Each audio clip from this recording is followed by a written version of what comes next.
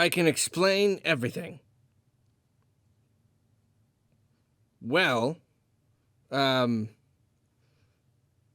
here's the thing. Okay, well, I'll tell you one thing before we start all this. This video was most certainly not sponsored by Ubisoft. So if you've been following my channel for a while, last year you might remember StarLink. I did a couple sponsored videos for Ubisoft. StarLink is just a big open world space game. It's toys to life. You put the different parts on the ship and it comes in the game, and that's how you customize your ship, and it's pretty cool. And you might also know that by now, StarLink as a brand is effectively dead. It just didn't work. It didn't sell the way Ubisoft wanted it to. I don't know if it was like a horrible sales figure, or if they just figured it needed to do, a certain amount of okayness before they thought it was worth, putting more into and making more toys and stuff. Whatever the case, though, it's completely gone. It's not even gonna stick around like most games do. I suppose because it's a physical thing, it's a toy. I mean, it'll probably be on the eShop like forever. But as far as the toys go, no, they are liquidizing. All the physical stock has just gotten cheaper and cheaper and cheaper over the last year, and now stores are just pretty desperate to get rid of it all. Yeah, absolutely gone. And I think that's a shame. I really liked StarLink. It was not perfect by any means, but I thought it had a lot of promise. I mean, it's a big, cool, open world space game. There's just a ton of stuff to do and space battles, and it was really polished and nice. And I thought the toy thing was really cool, even though I think one of the reasons it didn't sell so well was because people thought you needed all the toys, and you just don't. You just absolutely don't. Even just with the starter kit, you could have a great time and all that. But I don't know. I thought it was really neat. I really wanted to see StarLink succeed and go on to be a cool brand, but it didn't. It just didn't. And that made me pretty sad. So here's the thing. Here's the part where you get a very, very good explanation for why this is a thing. You're really gonna like this. You're gonna be like, oh, that's why. That makes perfect sense right there. Arlo's not a complete crazy person. So it was Black Friday, about a month ago, and I was at Best Buy. I like to go to Best Buy on Black Friday. I don't do the whole crazy morning rush thing or the day before or whatever. I just like to go like later in the day just to kind of see what they got, see if they got any fun sales. Look at the DVDs and the Blu-rays and stuff. So I was there and I happened upon something. I saw this big, really giant stack of StarLink Switch starter kits. A whole bunch of them. And they were selling them for $10 each. $10. This was originally like a $60 plus. It might have even been 70 or 80 or something, because it comes with the game, which by itself is 60, and then it comes with the R-Wing and 2 guns and 2 pilots. All this $10. This is not just a sale. This is a get this out of here. This is a complete liquidation. This is just Best Buy being like, get rid of this. We can make some small amount of money. I'm almost surprised that because I know sometimes stores can like sell a bunch of unused stock back to the company or something. I guess it didn't happen here. They just wanted it gone at some price that was low enough that people would get it, but they'd make something. I don't know. And the amazing thing is, like that little R-Wing in there, that little R-Wing in the pack over there that you can see, that's a really cool thing. Like, I swear, if Nintendo was selling separately a cool little R-Wing just like that, it'd be like 15 or 20 bucks. Like, no joke. It's a super cool little figure. So I'm looking at this, and I'm like, really? $10? And that's including the game and all the other stuff. $10. Now, I already have the game, of course, and the R-Wing and a whole bunch of other stuff that Ubisoft sent me. They sent me a whole bunch of figures to do my sponsored video, and so, I didn't need these. I already had everything there in the box, so naturally, I bought 4.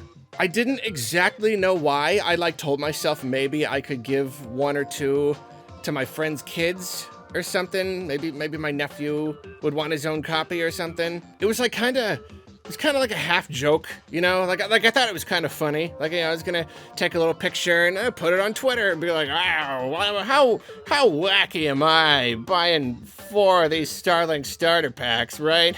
How silly. I don't need 4 of these. It seemed like such an exorbitant number at the time, you know what I mean? Like, I really didn't know what I was gonna do with them, but something about it just seemed like such a good deal. Like, even when you got something, you're like, yeah, but that price is just so cheap for it, So I whatever. I bought 4, and I don't know why, but I did. And so I went about my business and everything, you know. I went back to work. You know, I'm doing my videos, lots of stuff in December. I'm having a life, just sort of going about my life, and all the while, in the back of my mind, is that great big pile of StarLink starter kits. I just couldn't stop thinking about them. It's like, even though I had 4, some weird voice in my head started asking me, is that enough though? Is that enough of the StarLink starter kit for Switch? Like, I just couldn't get it out of my head. And I think a weird combination of things affected my brain, because like, it just wouldn't go away. And so you had like the sadness that the game didn't make it, and I was very, very disappointing about that.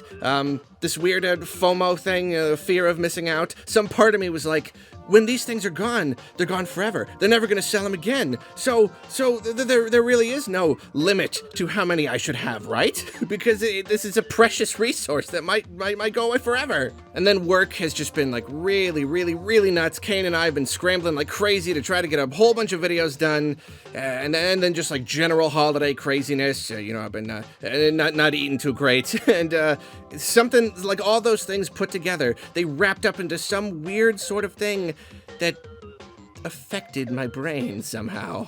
It was like this weird kind of perfect storm that all combined together to create a decision. A decision that happened, and now I have this monument to adventure, but also missed opportunities and faded dreams. See, I told you I would give you a great explanation, and now you're like, oh, of course, that was why Arlo made that really excellent financial decision. So now that I have all of these, now that this wonderful monument is in my life, the question is, what do I do with it all? I don't have as many as you saw in that first picture there. They had been giving them away with Switches. Like, every kid who bought a Switch, they got a free starter kit. So I didn't quite get the full glory of that original picture, but it's still a pretty good amount there. So yeah, now I got to figure out what to do with them. I've thought of a couple options. Option 1 is keep them and sell them someday. You know how things are. Things that get discontinued and underappreciated, and then later the value just skyrockets like crazy. I will say that if that happens, I will be filthy rich. See, that's the problem, though, is you never know if it's going to be like, oh, that thing was discontinued, so now it's super rare, so now it's really valuable. Or if it's going to be like, oh, it was discontinued because no one liked it and no one bought it, so now later it's even more worthless than ever. So, yeah, I don't know. That's a pretty big risk there. Just kind of holding on to these forever. So I'm not sure if that's quite worth doing. Option 2, give them away as Christmas presents to all my friends and family. Aunt Carla probably doesn't have a Switch, but I imagine if she ever does get one, she'd probably really appreciate this, right? Yeah. I wonder if the DMV would take these as payment for overdue registration. Okay, next option, I could crack them all open and use all of the little R-Wing figures to make a series of little diorama cool sort of setup things where I pretend like all the different R-Wings are the different Star Fox characters. I get like the whole Fox team and I set them all up and make it look all cool and put other like ships and stuff. That's a cool idea. Yeah, that's a cool idea right there. You don't know that Slippy isn't in one of those. You don't know Peppy's not there. I could set up all these cool action poses and stuff, and it'd be really cool. Oh yeah, that's the problem with that. That would take a lot of work, and yeah, not really my thing. No, darn. Next option, I could use these exclusively as prizes at every Arlopalooza for the next 10 years. Yeah, I think Arlopalooza attendees would really appreciate getting these again and again and again for every single tournament. It's a pretty good one. Let's see, what else? Oh! Well, I did that Super Lucky's Tale video the other day, and I used 4 of them to prop up the table because I needed to raise it a little bit for the shot. Yeah! That raising up tables slightly? That's pretty good, right? So clearly I've got plenty of options for what to do with all these StarLink starter packs, so I really don't need any more.